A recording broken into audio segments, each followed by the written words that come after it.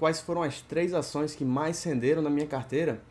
Se ainda vale a pena investir nelas? Todas elas ficam no Brasil? Quanto foi que elas renderam e por que eu investi nelas? É tudo isso que eu vou explicar no vídeo de hoje. Então, se você gosta desse tema, não deixe de apertar aqui para se inscrever, deixe o seu like se já for inscrito e ative o sino também, tá certo? Para receber sempre notificações quando eu fizer novos vídeos, tá bom?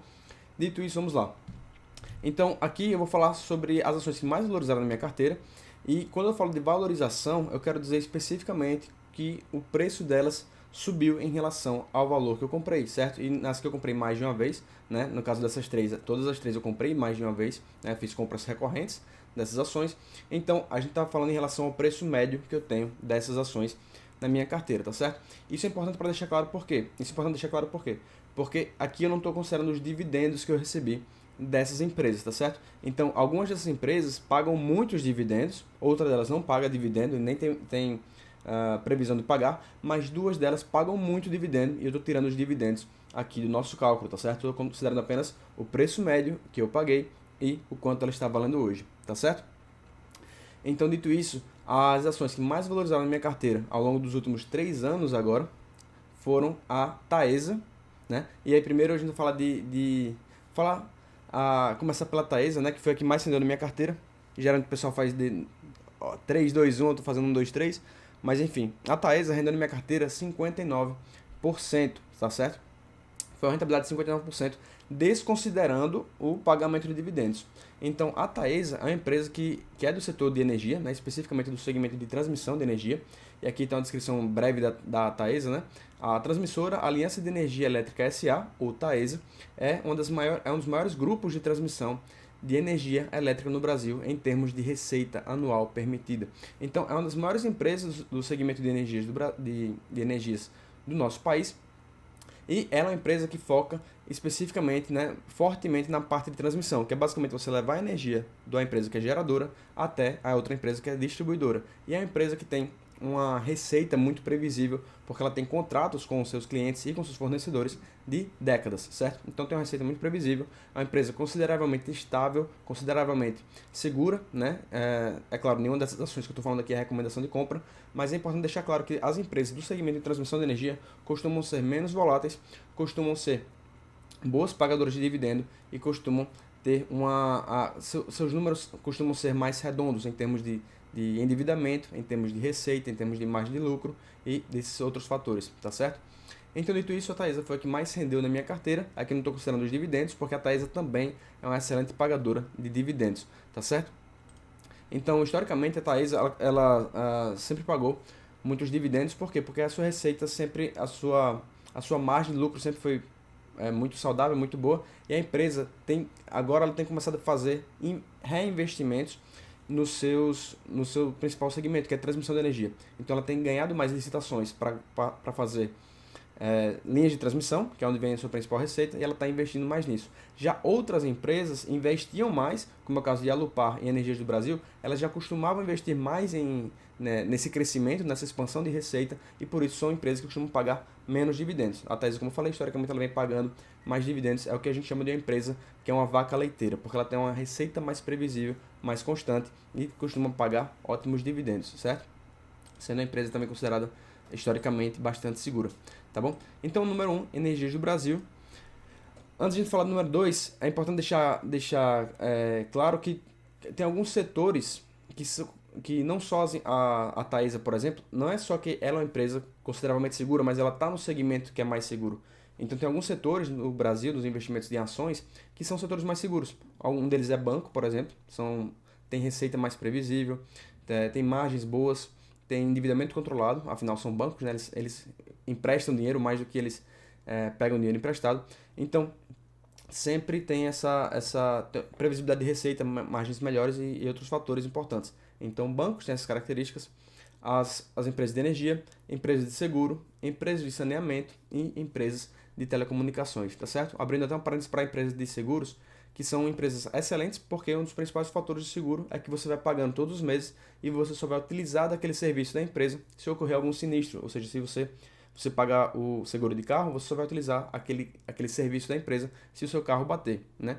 Então, por isso, ela tem uma boa previsibilidade também, tá certo? Então, empresas nesses setores, bancos, energia, saneamento, seguros e telecomunicações são historicamente bons setores que, inclusive, costumam pagar bons dividendos, tá certo? Então, a Taesa foi a ação que mais valorizou na minha carteira. E aí muita gente pergunta, Yuri, é melhor investir em empresas de valorização, ou seja, crescimento de capital, ou é melhor investir em empresas que tenham maior pagamento de dividendos? E, é, é interessante que as empresas que pagam os melhores dividendos costumam ser empresas, no Brasil pelo menos, que mais crescem. Por que disso? Porque quando a empresa ela tem uma receita ela tem uma margem de lucro maior, um endividamento controlado e várias outras previsibilidades de fatores, ela é uma empresa mais redonda, digamos assim, em seus números, ela costuma ter uma lucratividade tão boa, uma segurança tão boa que ela consegue distribuir a maior parte desses lucros para os acionistas. Já empresas que são focadas mais para crescimento, que reinvestem em capital, têm outros riscos. Elas podem ter o endividamento mais descontrolado, né? Terem tomado muito capital para poder reinvestir no negócio, para crescer. Então, esses outros fatores fazem com que a média das ações de empresas boas pagadoras de dividendo cresça mais do que a média da bolsa. Prova disso é o índice IDIV, né, que é o índice que pega as empresas que mais pagam dividendo no Brasil contra o IBOV, né, o Ibovespa, que é o índice que pega as principais empresas do Brasil, o principal índice do Brasil, tá certo? Então, o principal índice do Brasil, que pega a média das maiores empresas do nosso país, contra o IDIV, que pega a média das empresas que mais pagam dividendo, o IDIV vem ganhando, né, historicamente, do Ibovespa, tá certo? Então, empresas que mais pagam dividendos são também, historicamente, as que mais crescem, tá certo? A segunda empresa que mais teve valorização na minha carteira não foi uma empresa brasileira, foi a empresa do investidor Warren Buffett. Então, Warren Buffett, que é bilionário, né, a sexta pessoa mais rica do mundo, enquanto eu gravo esse vídeo aqui, ele que inclusive fez uma reunião, né, recentemente, a reunião anual da Berkshire Hathaway, que teve recentemente. Eu sou investidor da empresa dele, investo diretamente através das ações americanas, tá certo? E aí eu faço isso, eu me tornei sócio dessa empresa e aí ela teve uma rentabilidade na minha carteira de 47% ao longo dos últimos um ano e meio, certo? Então ao longo do último ano e meio, foi quando eu comecei a investir nela, ela teve essa rentabilidade aí de 47%. Foi a ação, inclusive no exterior, que mais cresceu. Eu invisto também em Meta, né, que é as ações do Facebook, e também qual é a outra? Enfim, outra empresa que eu estou lembrando agora, e além disso invisto num ETF que também é focado em dividendos. Então, essas ações, esses ativos internacionais, tiveram deles o que melhor performou. Foi a Berkshire Hathaway, né, que é a empresa de Warren Buffett, e que é uma empresa bastante diversificada. Então, ela possui ativos, ela possui partes de várias outras empresas. Então, por exemplo, hoje, eu acredito que mais ou menos metade, 50% a 52%, né, desde a última vez que eu vi, nas ações da Berkshire Hathaway, né, a empresa de Warren Buffett, estava investido diretamente em Apple. Então, metade do dinheiro está em Apple e a outra metade está investida em empresa de seguro, que é a Geico, né, que é a própria empresa deles, que é a empresa que eles têm 100% da empresa, e outras empresas que fazem parte totalmente do grupo da Berkshire Hathaway, da empresa de Warren Buffett, ou empresas que ele tem algum investimento, né? O Warren Buffett também investe, por exemplo, na Nubank, então parte das ações da Nubank pertence ali a esse conglomerado que é a Berkshire Hathaway, certo? Então, quando você investe nessas ações, você está investindo indiretamente nessas outras empresas, como o Apple, Nubank, né, de maneira bem menor, porque o Nubank representa muito pouco, Geico e várias outras dessas empresas que estão presentes lá, tá certo? E é muito interessante essa possibilidade que você de investir na empresa de Warren Buffett, porque é como se você tivesse alocando o seu dinheiro, colocando ele nas maiores mentes da atualidade, né? Então, ele é considerado o maior, né, ou se não, um dos maiores investidores do mundo. Ele dedica a vida dele, desde que ele é criança, a escolher boas ações para investir. Ele é um dos maiores, enfim, as pessoas mais capacitadas e com mais recursos, inclusive recurso humano, né? Tem várias pessoas que são os maiores crânios do mundo, querem trabalhar com ele, querem trabalhar para ele, para poder crescer a empresa dele, certo? Então ele tem todo esse suporte técnico, esse suporte humano, fora todo o conhecimento dele, dos sócios dele, para poder saber quando é melhor investir numa empresa ou não. Então quando você compra ações dele, dessa empresa dele, você tá alocando seu capital com o maior gênio dos investimentos, é um dos maiores gênios de investimento do mundo, tá certo? Então isso é uma grande oportunidade que a gente tem hoje de poder investir, alocar o nosso capital nele. Yuri, mas é melhor investir nas ações da Berkshire Hathaway ou é melhor investir no SP500? E aí, essa é uma pergunta tão difícil de responder que existe ah, uma própria discussão entre Warren Buffett e Charlie Munger, que é o sócio dele. O Warren Buffett diz que é melhor você investir no SP500, que é o índice das 500 maiores ações dos Estados Unidos. E Charlie Munger, que é o sócio dele, diz que é melhor você investir no Berkshire Hathaway, ao invés de investir no SP500. Então fica esse dilema. Mas historicamente, a Berkshire, a empresa de Warren Buffett, ela superou muito o SP500, tá certo? A rentabilidade histórica do SP500 é de pouco mais de 10% ao ano, enquanto que a empresa de Warren Buffett é de 20% ao ano a rentabilidade dela, tá bom? Então, apesar dessa diferença descomunal, recentemente ele não conseguiu, ao longo dos últimos 10 anos, ele não conseguiu bater o SP500, então por isso tem essa discussão. É melhor investir no SP500 diretamente, é melhor investir nas ações de Warren Buffett, já que ele já é um dos melhores investidores do mundo, ele tem uma equipe, enfim, já escolheu até seus sucessores recentemente, que são pessoas muito capacitadas. Então o ponto é, eu devo investir nele, na inteligência dele, no know-how dele, nas decisões dele, ou é melhor que eu invista indiretamente nas melhores empresas dos Estados Unidos através do SP500, tá certo? Se eu tivesse que escolher entre um ou outro, eu escolheria o SP500 porque ele é uma coisa que já se provou ao longo de séculos, né? Não foi décadas, então ele já se provou ao longo de muito, muito tempo. Desculpe, séculos não, mas acredito que mais de 150 anos que existe o SP500, né? Então ele já se provou ao longo de muito mais tempo do que a Berkshire Hathaway. Então, por isso eu prefiro, seguindo o efeito Lindt, né? De investir o que durou mais tempo, tem que durar mais tempo, então por isso eu vou no SP500, tá certo?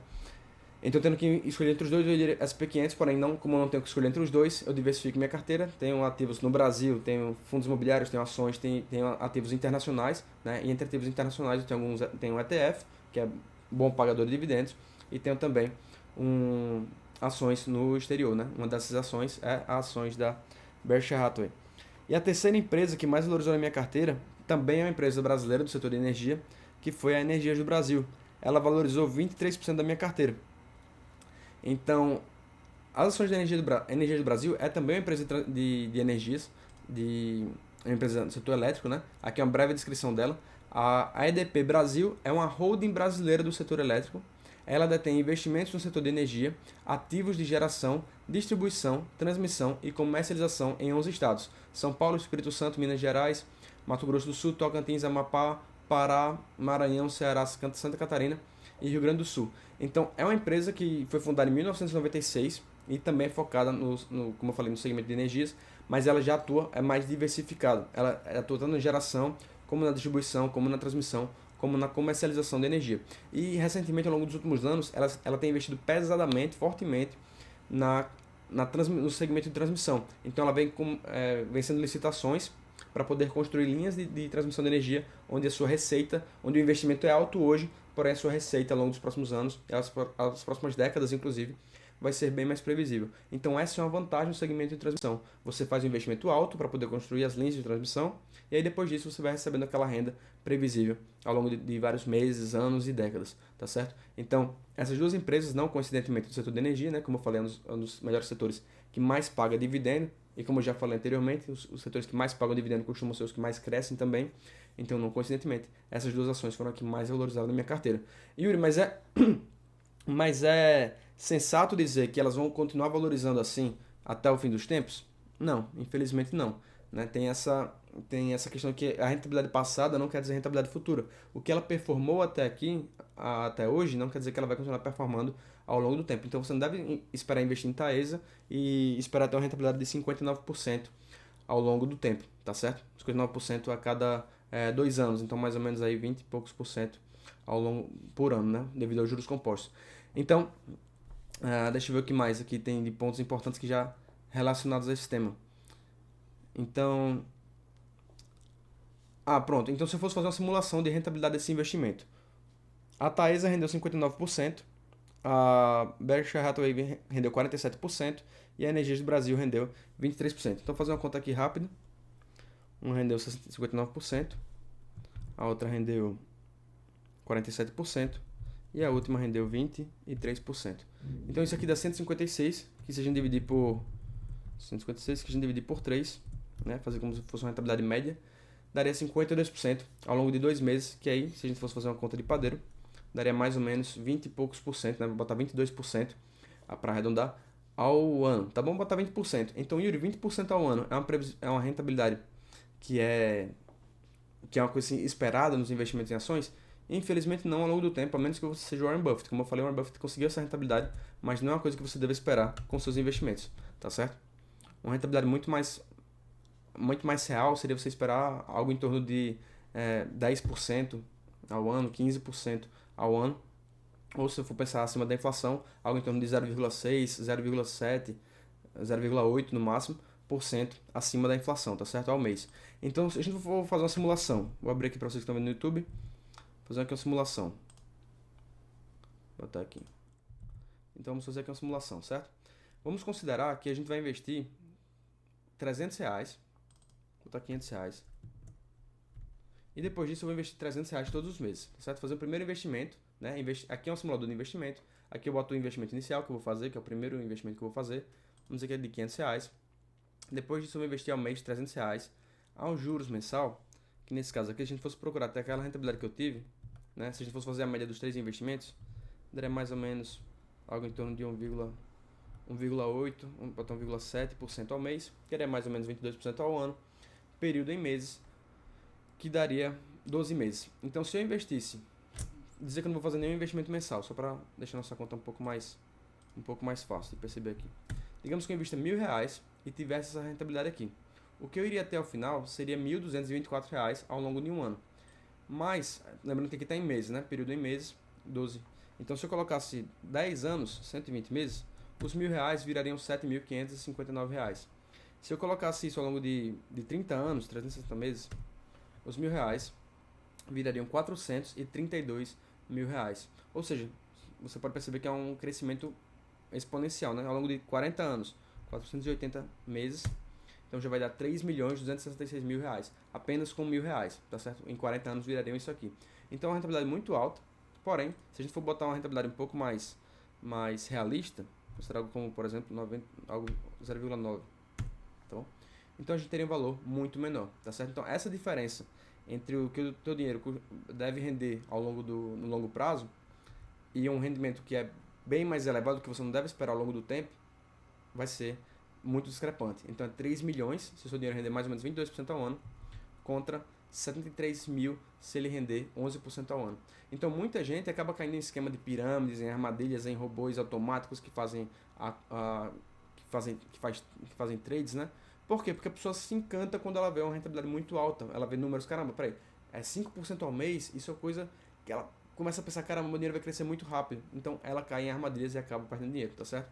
A verdade é que você tem que ser realista com seus investimentos, você tem que saber onde você vai alocar eles para fazer com que eles rendam ao longo do tempo. E o tempo é o principal fator dos investimentos. Se a gente fosse investir, por exemplo, e constância também. Então, tempo e constância. Aqui a gente vamos colocar um tempo de 20 anos, então 240 meses, certo? Agora vamos acrescentar a constância aqui. Então, investimento mensal, todos os meses, vamos dizer que eu não consigo investir R$ 1.000 hoje, mas todos os meses eu conseguisse investir R$ 300.